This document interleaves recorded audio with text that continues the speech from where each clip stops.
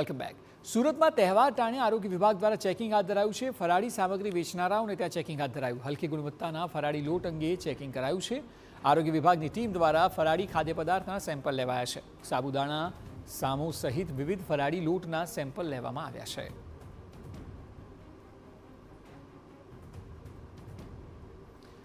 તો હલકી ગુણવત્તાના ફરાળી લોટનું પણ ચેકિંગ કરાયું છે। ફરાળી અત્યારે જ્યારે શ્રાવણમાં લોકો સૌથી વધુ આરોગતા હોય છે ત્યારે તેનું ગુણવત્તા કેવી છે તે મામલે સુરતમાં આ ચેકિંગ હાથ ધરાયું છે। આરોગ્ય વિભાગની ટીમ દ્વારા ફરાળી ખાદ્ય પદાર્થોના સેમ્પલ લેવાયા છે। સાબુદાણા, સામો સહિતના વિવિધ ફરાળી લોટના સેમ્પલ આરોગ્ય વિભાગે લીધા અને તે સમયના દ્રશ્યો કે જ્યાં લોટનું પણ ચેકિંગ થઈ રહ્યું છે જેથી કરીને ગુણવત્તાવાળું વેચાણ થઈ રહ્યું છે કે નહીં તેની તપાસ હાથ ધરાઈ છે।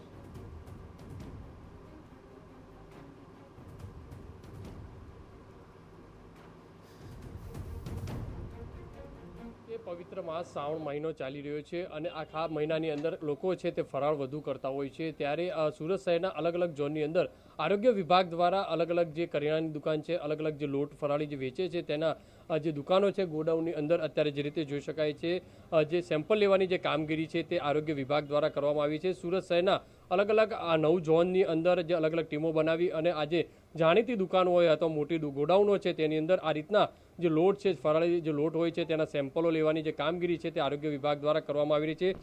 અત્યારે આ જે રીતે દ્રશ્યો જોઈ શકાય છે કે શ્રાવણ મહિનાની અંદર અને રક્ષાબંધનનો જે તહેવાર આવતો હોય છે ત્યારે આ રીતે ફરાળનો વધુ ઉપયોગ થતો હોય છે અને અલગ અલગ જે વાનગીઓ બનતી હોય છે તેની અંદર ઉપયોગ થતો હોય છે, તેની અંદર ભેળસેળ થાય છે કે નહીં તમામ બાબતો તપાસવા માટે આરોગ્ય વિભાગ છે તે કાર્યરત છે। અધિકારી છે તેમની સાથે વાત કરીશું।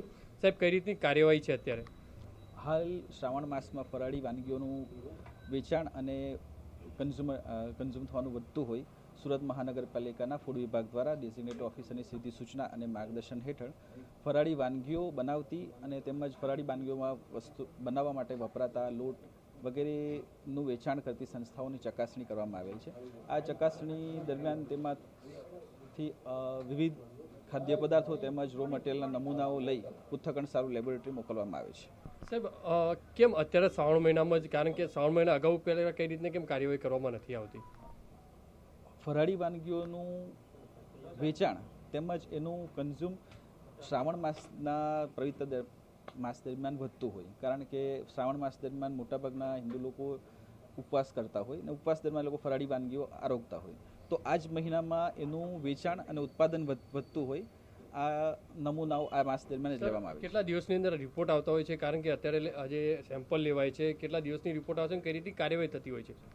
આ નમૂનાઓનો રિપોર્ટ એમ તો 14 દિવસમાં આવતો હોય છે, પણ આ તહેવારોને ધ્યાનમાં લઈને આ લેબોરેટરીને તાકીદ કરવામાં આવે છે કે બને એટલો શક્ય જલ્દી રિપોર્ટ જલ્દી મળી જાય। જે રીતે જોઈ શકાય છે કે અલગ અલગ જે સેમ્પલો છે તે લેવામાં આવ્યા છે અને જે ચકાસણી છે તે કરવામાં આવી છે। સાહેબ, કેમ જાણીતી જે સુરત શહેરની જે મોટી દુકાનો હોય છે ત્યાં રેડ કરવામાં નથી આવતી અને જે નાની દુકાનોને ટાર્ગેટ કરવામાં આવતા હોય છે?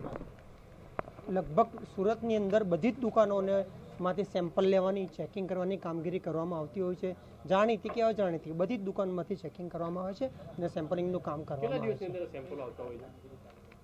14 દિવસની અંદર આના રિપોર્ટ આવતા હોય છે, પણ બને એટલા જલ્દી અમે રિપોર્ટ મેળવવાની કોશિશ કરીશું તાકી આ તાત્કાલિક કાર્યવાહી થઈ શકે। જે રીતે જોઈ શકાય છે કે સુરત શહેરની અલગ અલગ જાણીતી જે દુકાનો છે, મોટા ગોડાઉનો છે તેની અંદર સેમ્પલ લેવાની જે કામગીરી છે તે આરોગ્ય વિભાગ દ્વારા જે છે તે કરવામાં આવી રહી છે અને અત્યારે તમામ જે સેમ્પલો છે તે લેબોરેટરીની અંદર મોકલી અને વધુ તપાસ છે તે શરૂ કરવામાં આવી છે।